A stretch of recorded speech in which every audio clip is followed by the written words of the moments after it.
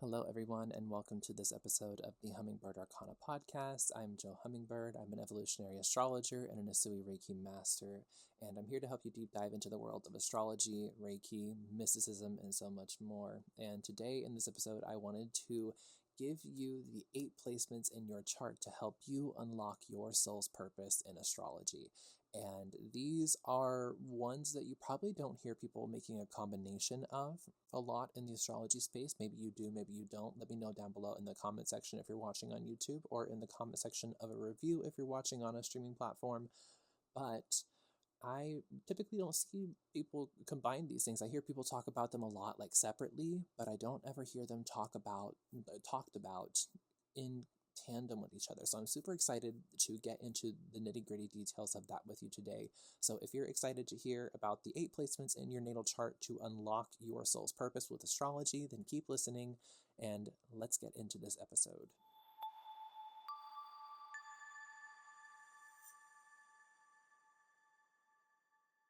Super important to build safe community in the spiritual online spaces, especially when it comes to the world of astrology. Astrology culture can be really harsh at times, and there's so much information out there, it can be challenging to engage with real people in real time. That's why I've created Cosmic Curiosities, a weekly live 30-minute Q&A session. Cosmic Curiosities is a safe space for casual learning about all things astrology, where first-timers get in for free and repeat attendees can join us for just $5 at the door.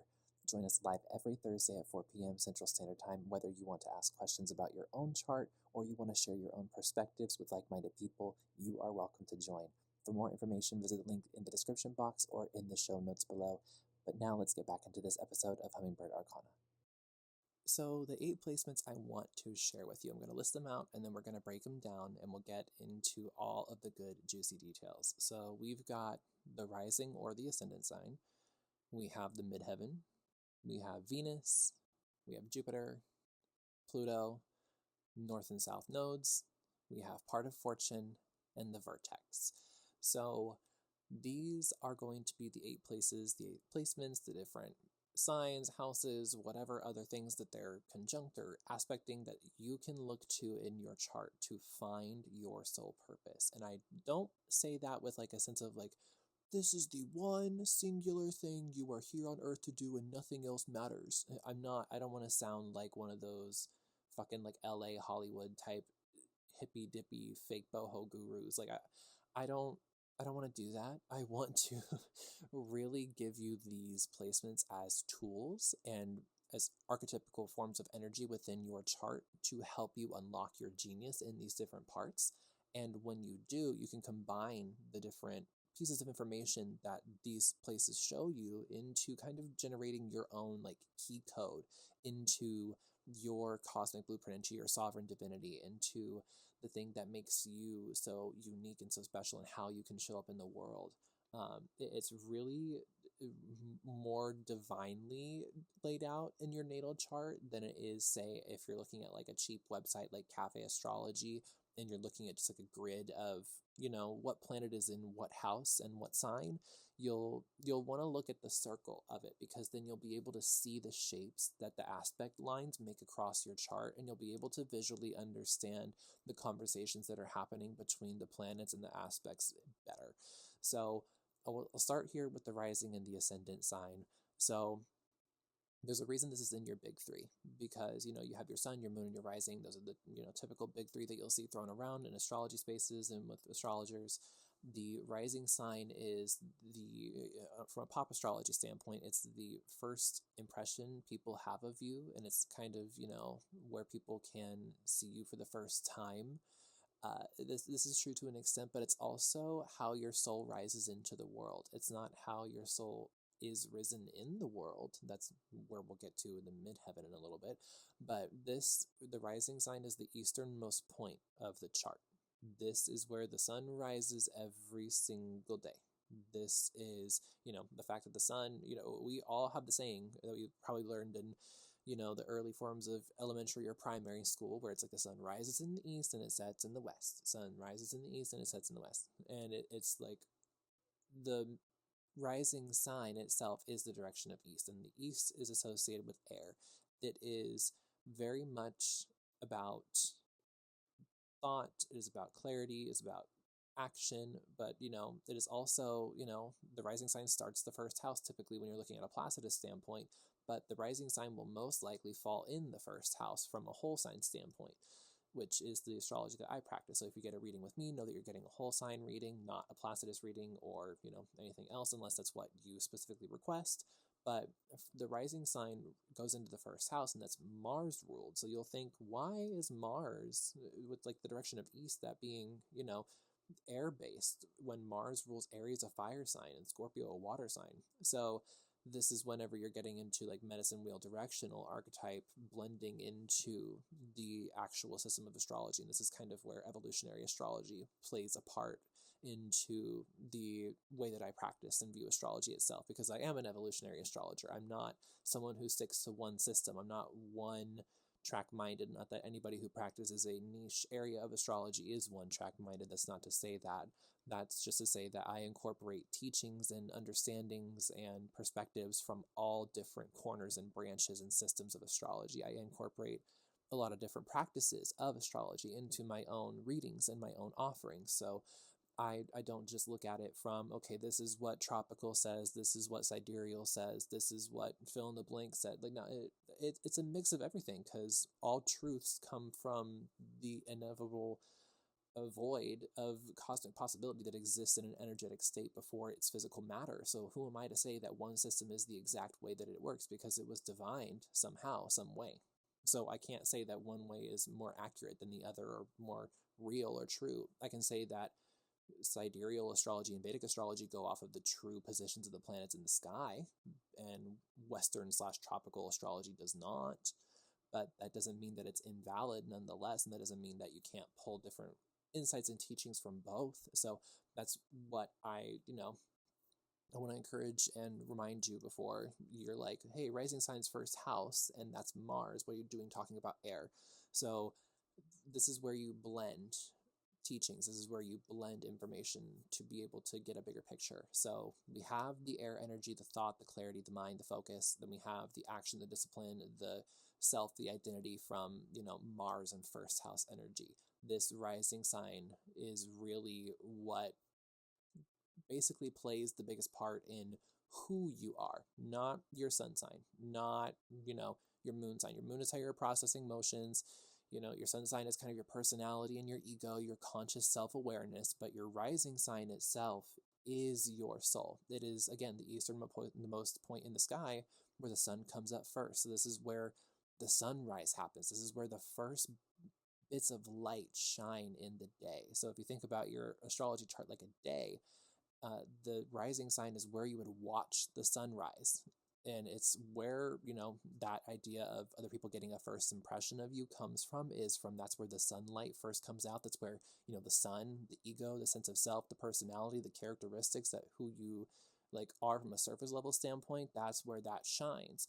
And so you can look to your rising sign to see how your sun is going to shine, but it's not the sun itself. So I hope that makes sense. And I hope that whole, evolutionary astrology eclectic tangent helps you make sense of how we're going to be having this conversation. So moving into the midheaven. The midheaven is going to be the point that represents south in the chart, but it's technically considered the zenith. It is from an astronomical standpoint, because I don't want you to think that this word that I share is astrological. The zenith, which is an astronomical term for the calculated exact middle point of the observable cosmic horizon, from 180 degrees that we have of the sky, with the Earth being the other 180 degrees below us, that make up 360 degrees around in a circle. This is the exact 90-degree angle point between the 2 points of the cosmic horizon, between the west and the east, where the sun rises and sets. This is south. This is where the element of fire comes into play, which, you'd think, okay, the midheaven is ruler of, in Placidus, it's 10th house. So that's Saturn. Why is fire and an earth and air ruled planet? This is, again, where evolutionary astrology plays a point in having eclectic, multidisciplinary practices and studies. So South is the element of fire. It's transmutation. It's the journey. It's the snake shedding its skin and stepping into the Kundalini serpent. It's like the rising. So not the rising sign, but like rising into something. So similar to the ascendant sign, it's like where you would rise, but it's not where you're rising from. It's where you're rising to. It is the point where you are the most visible, where the most amount of your light can possibly shine, and it is where the world will watch you do this. The midheaven is ruled, typically from, if you're looking again at a Placidus standpoint, it starts the 10th house. So this is Saturnian energy. It's Capricorn's house in particular. So this is going to be structure and discipline and longevity, investment, the test of time, something outliving you, something taking a really long time to do. So this isn't something that you're going to master overnight. This isn't something that's intrinsically a part of who you are. This is something that is where your soul's journey and your light shining throughout your life takes you to. And it takes a long time to get there. The most relevant points you're going to see in your life surrounding your midheaven are going to be whenever you have, of course, the sun aspecting it because it's light, the moon aspecting it because it's a reflection of light, Saturn, of course, because it's the ruler of the 10th house and typically the midheaven, and then whatever sign is there and that ruler of that sign. So whatever planet rules that sign that's in your 10th house or wherever your midheaven is, if you're looking at a whole sign chart, because my midheaven isn't in my 10th house in my whole sign, it's in my 11th house. But the 11th house is still ruled by Saturn, but it's also modernly ruled by Uranus with Aquarius. So for me, I have like the Saturnian Uranian influence when it comes to the midheaven, but typically, like from a pop astrology standpoint or from the Placidus standpoint, the midheaven is going to be Saturnian influenced and an earth energy at that. So the earth combined with the element of fire, this really gives way for grounded transformation. The midheaven is where you can also look to, where life is going to transform you, it's going to push you, it's going to excel you forward, it's going to slow you down, it's going to challenge you, but it's also going to evolve you. So moving next into planets that you can look at, there are going to be three that you can look.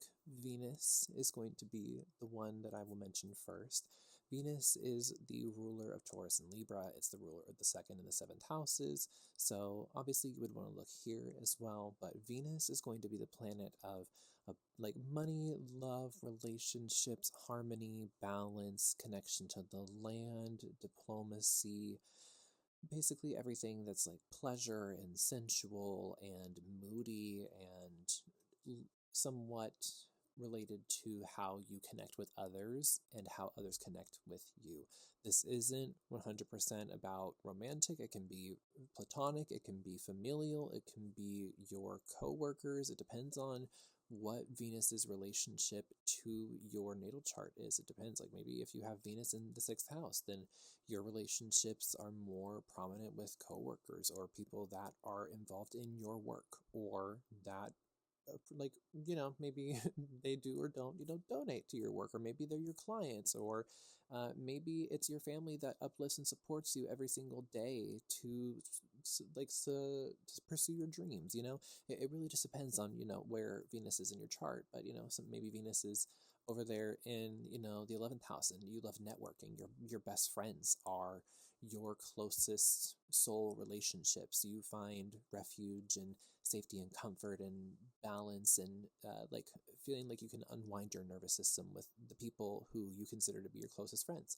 And then maybe you have Venus over in the 9th house and you love being in new environments. You love traveling. You love being on a plane and going to a new country. You love being with groups of people that you don't know, that you want to get to know, that you love.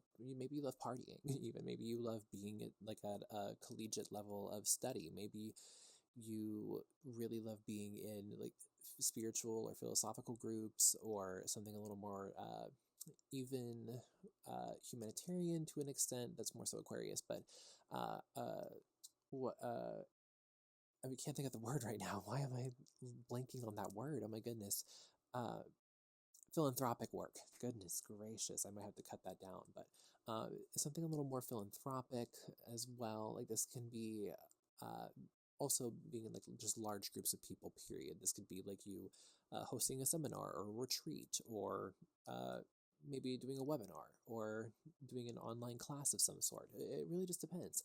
But Venus's relationship to you is going to be different. And take a look at what, other planets it's aspecting. If it's having maybe a square to Neptune, or a square to Saturn or Mars, or maybe it's trining your rising sign, maybe it's conjunct your midheaven, maybe fill in the blank with whatever you have that relationship to. If you are curious as to how to break some of those down, I will link in a card on the screen if you're watching on YouTube, as well as a link down below in the description box or in the show notes if you're streaming on a platform, to the episode that I did on aspects in the natal chart, where you can learn about all things square, trine, opposite, conjunction. You can learn about the basics there. Super simple, super easy to understand, but I will link that down below if you don't want to take all the time to process what I'm saying right here and like jump through all these different places. And you can go back and watch that episode, get an understanding of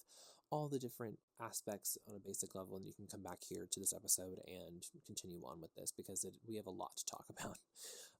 But Venus is also, the ruler of money in the chart. It is the thing that governs the second house. That is how you make money on the daily. That's not your daily job and work and routine the way that sixth house Virgo is, but this is money in the sense of, your material possessions and how you earn money. What value do you have? Do you have like a net worth? Do you have lots of material things? This is also, this can be your clothes. This can be like your jewelry, your adornments. It can be the way you decorate your like your wallpaper or your shelving, or the knickknacks that you have sitting around at home, the little tchotchkes in whatever spaces.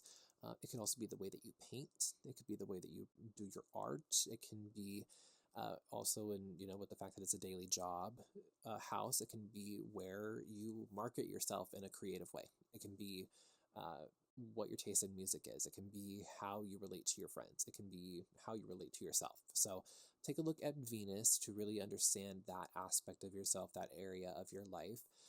Moving into Jupiter, this is really, really important, because Jupiter is the largest planet in the solar system. It is a gas giant. It's the first like giant planet that we have beyond the asteroid belt, that goes into the non-personal planets, it goes into the outer planets. So Jupiter is, the planet of abundance, blessings, fortune, expansion, long-form travel, of like big, just anything big. Like Jupiter just enlarges everything that it touches in the astrology chart. Not that it's always a good thing, but it exaggerates that area of life.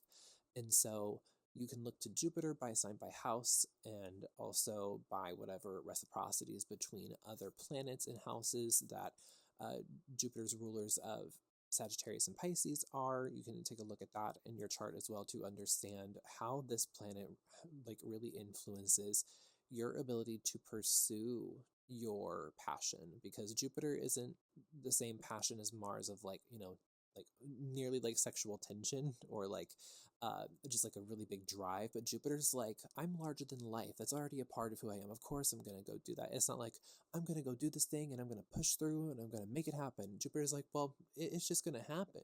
It's not a matter of if, it's when. Like it's just so assumed by Jupiter. Jupiter is also a planet of wealth. It's a planet of like association to, it's Roman Zeus, but it's the Greek equivalent, or it's a Roman Jupiter, excuse me, a Greek equivalent to Zeus. Then it's also equivalent to Norse Thor, and it is like the same energy of like a lightning in the sky up there, bigger than us out there type energy. And this rule Sagittarius and Pisces, these are two signs that have both the like audacity and the gumption to be larger than life themselves, which makes so much sense as Jupiterian ruled signs. Pisces is a little more, of course, ruled by Neptune, so it's a little more lax and chill and nonchalant about it, whereas Sagittarius is a little more in your face about it, being the fire sign. And of course, wanting to take on just the size of Jupiter and not just have like two planets that govern me. I'm going to be the one with Jupiter. You can have two Pisces. I will take the one. It's like, okay, go back to your textbook and go eat the granola bar that you packed in your backpack to hike up a mountain when you impulsively booked a flight out of the country, babe. Anyways, funny jokes and stereotypes aside for Sagittarius. Jupiter is also going to be where you can find connections to marital spouses in the chart. So maybe this can also be if you do have something in your chart related to your purpose that involves your spouse, that Jupiter can also be the sign, the house, the part of your chart where you can look to see how that influences you and what connotation that has in your life, whether that's a positive or a negative thing, whether that's something that, again, follows Jupiter themes of expansion and abundance, or depending on if you also have Jupiter retrograde or a shadow, or if it's direct in your chart, that also is important. I will link that episode down below where you can hear all about the transit aspects of charts, where it's going into the retrograde, the shadow, and the direct positions of them. I will link that in a card on the screen for YouTube in the description box as well, and then on the show notes if you're listening on a podcast streaming platform, if you want to learn more about that, to provide some information for this in context. But Jupiter, just to wrap it up, it's going to be everything that's also, not just wealth in the sense of money, but it's wealth as a sense of a way of life. Are you eating healthy? Are you taking care of your routine? Are you emotionally fulfilled? Are you psychologically well? Are the people in your life loving you, and are they supporting you, and are you doing the same for them? Are you showing up as your best self? This is very Jupiter energy. Jupiter, it lives luxuriously, so it has all the abundance of the resource to do what it wants when it wants and take care of itself as it needs in ways that it doesn't have to limit itself. So this can be where you can look to in your chart to find that kind of energy in pursuit of your purpose, as well as potentially any spousal influence on this pursuit. Now, moving into the next planet, I want to talk about Pluto. This is going to be one of the most powerful because Pluto already in and of itself is a ruler of power. But this is the modern ruler of Scorpio. This is the planet of death, rebirth, transformation, change, destruction, the underworld, just so many different shadowy aspects and psychological deep parts of life. It is the furthest outmost planet that we have in the astrological system. It is, again, like I said, the ruler of Scorpio, and Scorpio is an alchemist. It is, from the medicinal standpoint, it starts out as the scorpion, it transcends into the eagle, and then goes into the phoenix rising. This is a alchemical process of operating from a sense of defensiveness. Scorpions, funnily enough, it's not funny, I guess it's just nature, but when a scorpion feels like its life is threatened, it will not ever let you kill it. It won't let you squash it. It won't let you take its life unless, you outsmart it. But most of the time, they're going to be like, okay, well, I have the stinger, and if I know that you're going to kill me and I have no way to outdo that or protect myself or stop you, I'm not going to let you kill me. I'm going to sting myself, take myself out of the game, so you don't even have that power. That is how defensive scorpions are. And so that bottom frequency of Scorpio then transcends through perspective, through the gift of like flight and insight, an aerial view of eagle, where, eagles across so many different ancient cultures are so sacred for being able to have the gift of sight and clarity and truth and knowledge and wisdom and connection to the divine and being the guardians of that. And so Scorpio, once it goes through that alchemization of like ego death, dying, okay, I'm going to take this, I'm going to take my power, I'm going to take matters into my own hands because what's happening right now is no longer good for me, so I'm going to take myself out of it, transform, death, rebirth process, become born anew as the eagle to see this beautiful perspective from the divine. And from that place, once that is all burned away in the fire of the alchemization, it then is reborn from the ashes as the phoenix rising, that same bird that was the eagle but reborn anew, another transformation process, another death and rebirth. And so Pluto, this is going to be a ruler of 8th house, but wherever Scorpio is, whatever house Scorpio is in your chart, and obviously wherever Pluto is in your chart, this is going to be like where really powerful transformation and change can happen for you. Things that generationally set a theme for you. This is the most generational planet. It is the one that defines the difference between like baby boomers and Gen Xers and millennials and Gen Z and Gen Alpha and Gen Beta. There's a reason why each one of these is different, is because Pluto is truly the generational planet. You would think it would be Saturn, with that being like, karma, like divine father, ancestry, test of time type energy, but Pluto really is the one, because different generations make different powerful, destructive, and reformative changes every single cycle that they run through. Every generation will improve upon the next. They will wipe away something, call out the things that no longer serve moving forward into the future of betterment, and then kill it off, wipe it away, move into something different, be reborn anew, and then that continues on and on and on. So then, when it comes to, Pluto, the underworld theme, the underworld from an ancient mythological perspective is not just like the religionized type hellscape that we want to believe from a societal and religious standpoint. It's not a place of misery or despair, destruction. It can be destructive, but it's not just destruction and horrendous and vile. It's a place where things go to die, because it is the underworld. It is underneath us. It is the earth, the soil, the nutrient-rich, dense, dark place where the sun does not shine, in a non-weird context for that phrase. It is where everything goes to die and become the nutrient-rich, dense soil for the next life to be born from. And if that's also leading into that generational theme. That's kind of what happens. The one generation dies off and it leaves behind what is left for the next generation to gain off of, and it goes so on and so on and so on. So when it comes to Pluto, this is also where you can find wealth. This is where you can find, from the death and the decay and the transformation and the rebirth and all the things that you go through, what really sticks behind, and that's what makes you wealthy. So take a look at Pluto in your chart. Look at where Scorpio is as a house, and by other planets that may be in that sign and in that house. And then, of course, traditional ruler of Scorpio is Mars. So take a look at how Mars aspects your Pluto. Take a look at how Mars is aspecting Scorpio in your chart. Take a look at how Mars is aspecting the 1st and 8th houses, because those are the two Martian ruled houses. If you're not sure where to start when it comes to booking a session, I feel you 100%. With all the different wisdom that we integrate on our spiritual paths, it can really get overwhelming to look at all of your options for tools to help you integrate it. So if you feel intuitively called to book a session, but you don't know which one will be the best fit for you for what you're looking for, I'm now making free discovery calls available for you. And in this complimentary 30-minute call, we will briefly discuss what areas of your focus are on your path, with zero pressure for you to immediately book a session after. You are in the driver's seat the whole time, all the way through. Bookings for free discovery calls are open now, and the link is in the description box or the show notes below if you want to get one for yourself. Now let's get back into this episode of Hummingbird Arcana.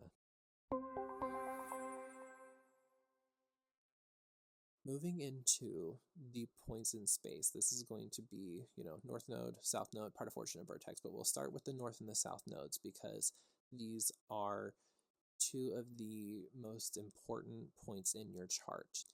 These are the points in your chart where you can look to not only your past life wisdom and the things that you experience early on in this life, but the things that you are destined to experience as you evolve forward as a soul in this lifetime.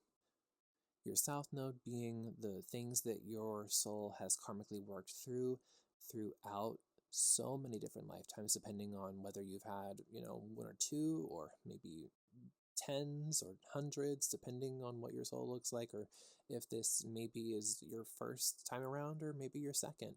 You can take a look at your South Node to see what has your soul been karmically assigned in the past, as well as early on in this lifetime. What are you meant to take from that to carry with you into the North Node, where you're evolving into, and the things that you're destined to experience? The North Node and the South Node are places for us that we can easily get stuck in. Sometimes we can get entirely stuck in our South Node and pay attention to only the things that happened in our past life, and really get stuck in our comfort zone, but then sometimes we can all the way push the gas forward, pedal to the metal, and get stuck hyper focusing on developing something that only pushes us forward, and we can't be entirely present or have any reflection on the past and really process it. So the North Node, I don't want you to get lost in. The South Node, I don't want you to get lost in either. But when it comes to the North Node, it's really easy to slip into that, especially when it's promoted from a societal standpoint and rewarded culturally to be on that self-development train, and that, come do this thing and you'll be better for it and pay me money to do it, or, outsource your happiness here, or sign up for this thing and, all your problems will go away. And that's just, it's not true. So don't let your North Node trick you into only improving and only looking forward, because your North Node is a North Star. The South Node is like, other constellations that you've looked to that have guided you in the past. And now this North Star is one that you're intuitively called to follow. It's just not something that you're always going to be following 100% of the time. And that's absolutely 100% okay, because that's the point. So those are, I mentioned them together because they're on an axis of exactly 180 degrees. The North Node, if you find that in your chart, then you'll know that South Node is exactly opposite by that, 180 degrees. Same minute as well, it'll be the exact same, just in the opposite sign, opposite house. So those are the North and the South Node. Moving into the part of fortune now. The part of fortune, also known as the lot of fortune if you're looking at it from the Hermetic lots standpoint, or the Arabic parts standpoint, which is why we call it part of fortune. I have heard a lot of people say that this is where you find success, which it can be, but this is where you kind of stumble upon things in your destiny that work out for the better without you having to control them. You can have like an influence of them, but like in the sense of like manifesting or like calling in something or working with the universe to create something in your reality. Sure, absolutely. But this is kind of like fate's hand in supporting you. It's this direction that you're feeling called to go in, and whenever you do, it unlocks things that make you successful, whether that's financially successful, emotionally fulfilled, successful, you're just materially provided for, successful. Fill in the blank with your definition of success, and also take a look at what sign, what house, what aspects this is making to the ruler of that sign in that house.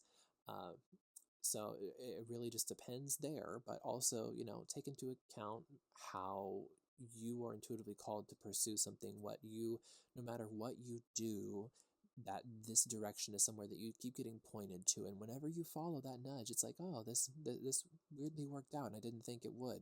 Huh. Or I I just kind of put it out there, and then I stumbled across somebody at the grocery store, and it immediately was talking about what I just mentioned in passing to spirit. Like really small, insignificant things that amount to something bigger. That is really the part of fortune, or the lot of fortune. And so you can take a look at those parts. So you can look at all the Arabic parts. You can look at all the Hermetic lots. You can do all that, but specifically the part of fortune or the lot of fortune, you can take a look at to get a bigger picture of, okay, this is where I can go and kind of play around with fate and play around with destiny and see if it'll work out with me. You're not gambling. I don't want you to put like a bunch of bets on your part of fortune stuff and themes by house and sign, but or any aspecting planets either. But I do want you to utilize that as like a way to kind of flirt with the universe a little bit, get to know her, really get to know the universe within you as well, because she's there too. Now moving into the vertex. The vertex is a point in the chart where, similar to the part of fortune, it's like destiny and fate really play a hand, and that it's out of control, or out of your control, I should say, excuse me. But this is where it's like you don't find success here per se, you don't find happiness, you don't find fulfillment. This is literally just destiny and fate operating on its own, whether good or bad, ugly, beautiful, everything in between really does not matter. It can be something that empowers you, it can be something that destroys your life. It can be depending on whatever, again, planets, whatever sign and whatever house this is in, however the rulers of those sign and house placements are aspecting that, then this is going to be how destiny kind of controls you, and kind of the guardrails that are put on the bowling lane of your life, so to speak. It's something that can't be toggled off though. It's like permanent bumpers on the bowling lane. If you ever go bowling and you put in the machine, or you request as a kid to have like the bumpers put up so that way the ball doesn't roll into the gutter, it is like, okay, well, I'm going to go over here, but then it's like, oh, whoops, you can't go that way. And then you go up against it on the other side. You're like, I'm going to try to go to this gutter. And the guardrail says, nope, I'm going to stop you right there. And I'm going to make sure you hit one of these pins because that's what you're here to do. Whether or not you want to right now, whether or not your aim is good, you're going to hit this pin.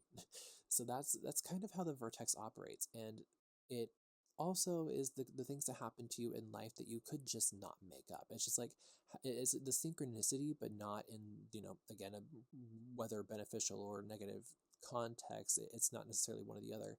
It's just the direction that you're destined to go in and the synchronicity in which aligns you to those places. So maybe your vertex is in Pisces, so you could see like a lot of synchronicities and like angel numbers all the time, or you could be like super prone to hyper spiritual experiences, or things really unlock for you. Let's say this vertex in Pisces is in like the 9th house, which is another Jupiter ruled house, and Pisces rules Jupiter traditionally. So like maybe you unlock something through astrology. Maybe you get a reading from somebody and it just like makes the most sense to you, and it activates something within you because you have Jupiter exalted over in Cancer somewhere else in your chart, and it's like, wow, this is just so emotionally healing, so spiritually fulfilling. Like it just unlocks something with you. Maybe that's just an example that comes to mind. It's not like a promotional thing.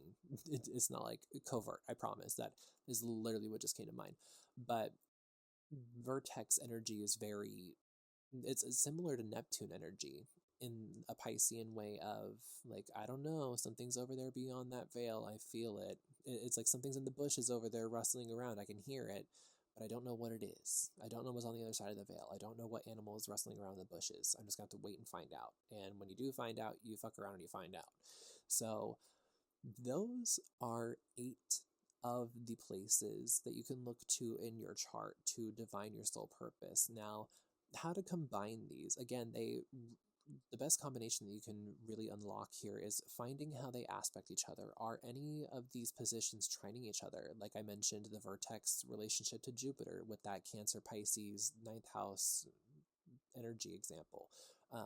Is it aspecting Venus in your relationships? Is it aspecting your midheaven, your career? Is your rising sign trining your Venus somewhere? So you make money, or money supports who you are, your personality type, and the way you identify yourself and your mission in the world, and how you rise up first is something that supports your ability to make money. It really just depends on the conversations that they're having with each other. And if you don't feel like figuring that out all on your own, it's super overwhelming, I totally understand. So you're welcome to book a session with me. They start at $11 for an express transit reading, and they go all the way up to high ticket prices for higher end offerings and full reports. So if you are interested in any of those, I'm happy to support you in awakening you to your cosmic divinity. So check out the links down below in the description box or in the show notes.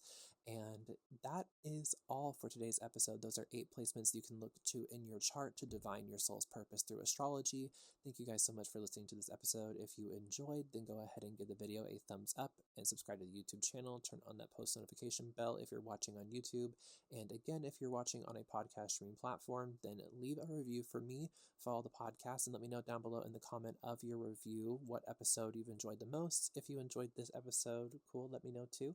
And if not, then let me know what other topics you want me to discuss or people you would like me to have on the podcast. So thank you so much for taking the time out of your day to listen to this episode. I'm Jo Hummingbird. It's my pleasure to awaken you to your cosmic divinity. I will see you in the next episode. Many blessings and take care, my friends.